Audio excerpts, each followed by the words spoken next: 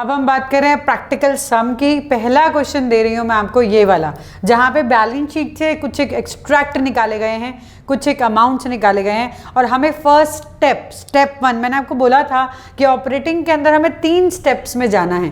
पहला स्टेप हमारा है जहाँ पे हमें निकालना पड़ेगा net profit before tax and extra ordinary item. जो हमें दिया जाता है वो आफ्टर टैक्स होता है और हमें पहुंचना है बिफोर पे। लेकिन यहाँ पे जब बैलेंस शीट का पार्ट दिया है, आपको अगर याद होगा तो लास्ट वाला जो पार्ट हम पढ़ रहे थे उसमें क्लियरली मैंने आपको समझाया था कि अगर आप प्रॉफिट एंड लॉस से जा रहे हो तो क्या क्या चीज़ें देखोगे, अगर आप बैलेंस शीट से जा रहे हो तो क्या क्या देखोगे। तो बैलेंस शीट से अगर आप जा रहे हो तो dividend, reserve, everything you need to see. ठीक है, सो यहाँ पे हमें क्या करना है, नोट बनाना है। नोट बनाना है तो नोट का कोई स्पेसिफिक फॉर्मेट नहीं होता है, only we need to write simple एक टेबल बना लो, यहाँ पे अमाउंट लिख लो, बस, और कुछ नहीं है। ये भी जरूरी नहीं है, आप सिंपल लिख भी सकते हो। ठीक है, तो there is no perfect format for any notes. Notes का मतलब होता है रफ, नीचे से बना दिया, उसका हम अमाउंट डिटेल में दिखा रहे हैं ना। Following are the extract from balance sheet of XYZ limited. Equity and liability का पार्ट दिया हुआ है यहाँ पे 31 March 2020, 31 March 2019। Surplus balance in statement of profit and loss, मतलब प्रॉफिट एंड लॉस के अंदर 2020 का बैलेंस, 2019 का बैलेंस, मतलब क्लोजिंग ओपनिंग बैलेंस। आपको याद होगा जो हमने किया था लास्ट वाले में, बताया था कि बैलेंस शीट से जाओ तो क्लोजिंग माइनस ओपनिंग करना है, then you will get your profit. Then उसके बाद डिविडेंड पेएबल है, आपको देना है, ये करंट ईयर में है, ठीक है, देना है, दिया नहीं है। प्रपोज डिविडेंड, अब ये चीज ध्यान रखनी है आपको, लास्ट ईयर जो आपने प्रपोज किया होगा 19 में, वो इस ईयर में दिया होगा।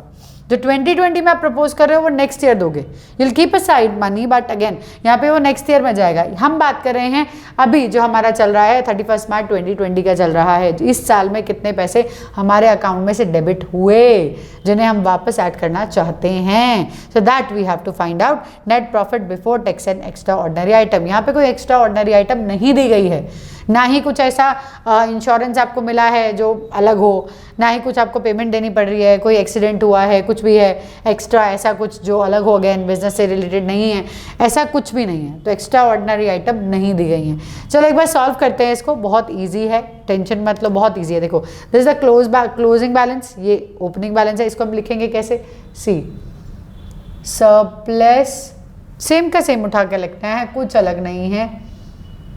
Then this is balance in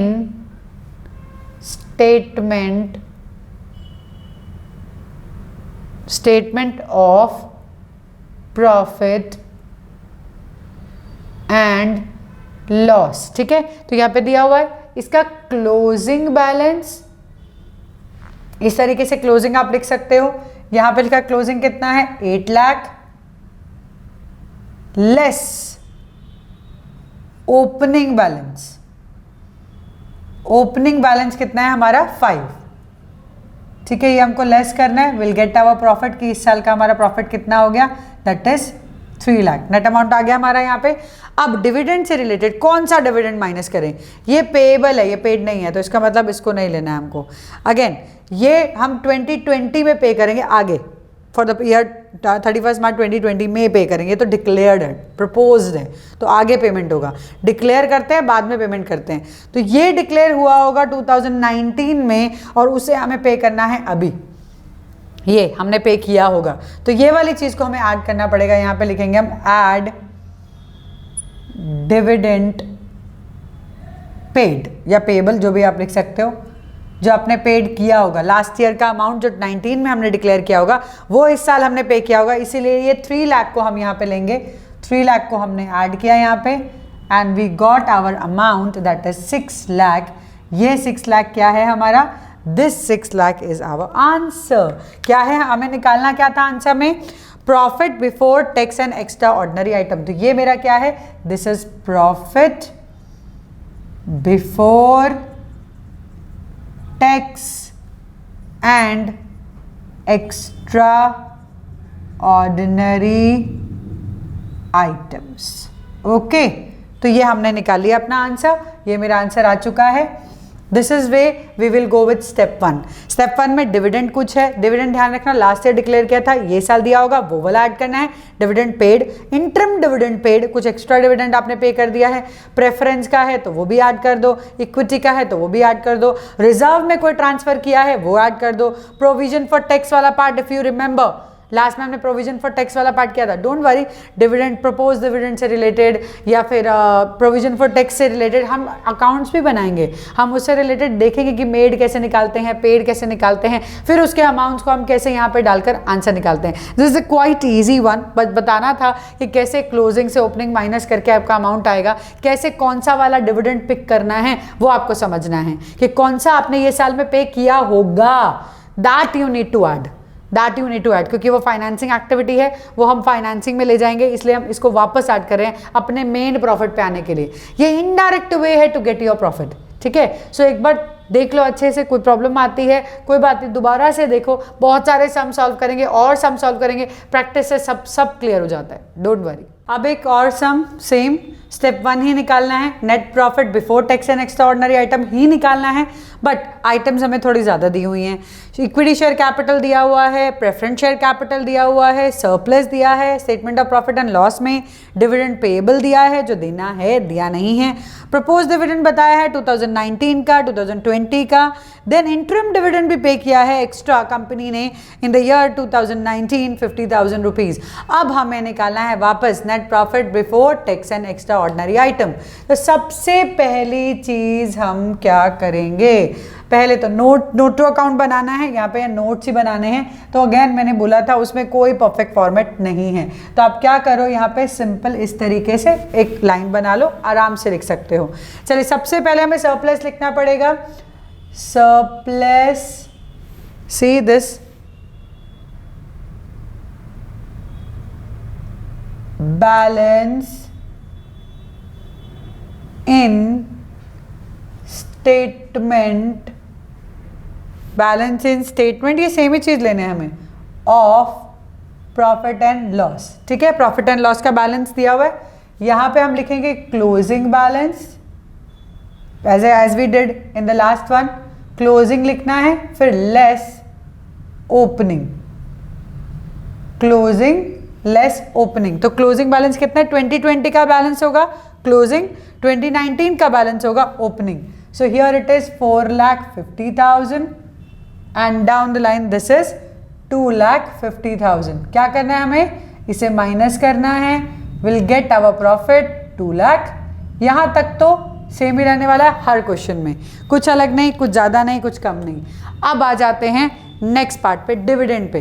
they are saying कि डिविडेंड हमने पे किया है, डिक्लेयर किया है 19 में भी 20 में भी, इंटरम डिविडेंड भी दिया है, तो इसका मतलब क्लियरली उन्होंने प्रेफरेंस शेयर को भी डिविडेंड दिया होगा। बिना एक प्रेफरेंस शेयर को डिविडेंड दिए वो इक्विटी को नहीं दे सकते। यहाँ पे कहीं पे भी बताया नहीं है कि प्रेफरेंस को हमने डिविडेंड दिया है, बट ऑटोमेटिकली हमें समझना है कि इक्विटी को अगर डिविडेंड मिला है तो प्रेफरेंस को मिला ही होगा। कितना मिला होगा, ये परसेंटेज 10% हमें मिला होगा, कितने पे, 5 लाख पे, मतलब कितना हमने डिविडेंड दिया है।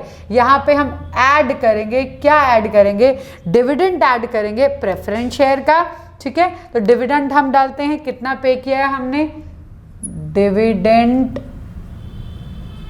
पेड। अब ये कौन सा डिविडेंड है, प्रेफरेंस शेयर,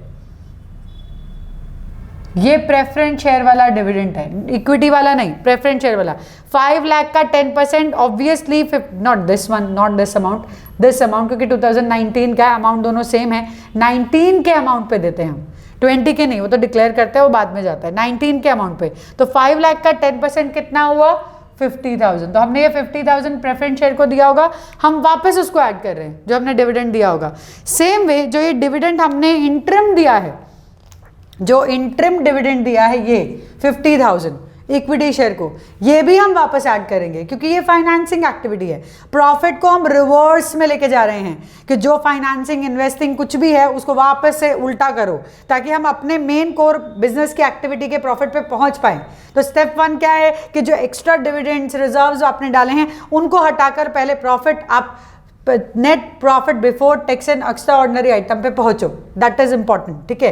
तो प्रेफरेंस शेयर का डिविडेंड डाला, अब इंटरिम डिविडेंड यहां पे हम डालेंगे, ये इंटरिम डिविडेंड, ये वाला पार्ट जो यहां लिखा हुआ है, एक्स्ट्रा डिविडेंड जो पे करती है कंपनी को, अगर एक्स्ट्रा प्रॉफिट आ जाता है तो कंपनी एक्स्ट्रा डिविडेंड देती है शेयर होल्डर्स को, तो ये इंटरिम डिविडेंड को भी हम वापस ऐड करेंगे 50,000, ठीक है। ये पेएबल अमाउंट ऐड नहीं करते हैं, पेएबल का मतलब होता है आउटस्टैंडिंग, हमने अभी तक दिया नहीं है तो पैसे तो गए नहीं हैं। चलो नेक्स्ट पार्ट देखते हैं। प्रपोज्ड डिविडेंड जो है हमारा 19 का 1,50,000 है, मतलब 19 का ये 1,50,000 हमने 20 में पे किया होगा, अभी पे किया होगा फॉर श्योर, है ना। तो ये 9 जो हमने पहले डिक्लेयर किया था वो इस ईयर में गया होगा, ये जो डिक्लेयर किया वो नेक्स्ट ईयर में जाएगा। तो अपनों ने इस साल में कितना पे किया, इस साल में हमने पे किया ये 1,50,000, तो ये भी हमें ऐड करना पड़ेगा। This propose dividend which was declared, अब ये हमारा ऐड होगा जो हमने दे दिया होगा, है ना। प्रपोज्ड डिविडेंड पिछले साल वाला ही ऐड करना है, 2019 वाला, नॉट 20 वाला नहीं, 19 वाला कितना है 1,50,000। चलो ऐड करो सारा अमाउंट, और तो कुछ है नहीं, बैलेंस ले लिया, प्रेफरेंशियल ले लिया, इक्विटी के तो डिविडेंड दे ही रहे हैं ऑलरेडी, कुछ तो और दिया नहीं है इससे अलावा, तो ये चीज़ें हमारी पूरी हो गई। चलिए देख लेते हैं कितना आंसर है, 2 लाख, 3 लाख, 4 लाख, 4,50,000। सो 4,50,000 is my answer for net profit before tax and, जो हमें निकालना था clearly, net profit before tax and extra ordinary items. Okay, ये सेम चीज जो हमें निकालने के लिए बोली थी वही हम निकाल चुके हैं, 4,50,000। समझ आया क्या किया। बैलेंस शीट में बहुत सारा दिया हो, सबसे पहले क्लोजिंग ओपनिंग ये तो करना ही है, फिर देखना है डिविडेंड कौन कौन से हैं। लास्ट ईयर में जो डिक्लेयर किया था डिविडेंड वो ऑटोमेटिकली इस साल पे किया होगा, इंटरिम डिविडेंड पे किया होगा। अगर आप इक्विटी को डिविडेंड दे रहे हो तो ऑब्वियसली प्रेफरेंस को तो दिया है, तो प्रेफरेंस का डिविडेंड तो निकालना बहुत आसान है। 10% दिया है लास्ट ईयर के अमाउंट पे, लास्ट ईयर के अमाउंट पे, करंट पे नहीं, करंट वाला हम नेक्स्ट ईयर देंगे, ठीक है। तो लास्ट ईयर के अमाउंट पे 10% 50,000 वो हुआ, वो भी ऐड करेंगे। तो सारे डिविडेंड ऐड करने होते हैं, whether it is related to equity or it is related to preference, ठीक है। तो ये आपका इंटरिम है या नॉर्मल डिविडेंड है, सबको आपको ऐड करना है। यहाँ रिजर्व का कोई बात किया ही नहीं गया है, तो जरूरत ही नहीं है रिजर्व से रिलेटेड कोई भी सोचने की, या क्या गया है कितना गया है उसको देखने की जरूरत नहीं है। तो दिस वन डन। सी और क्वेश्चंस करेंगे तो और क्लैरिफिकेशन आएगा, डोंट वरी।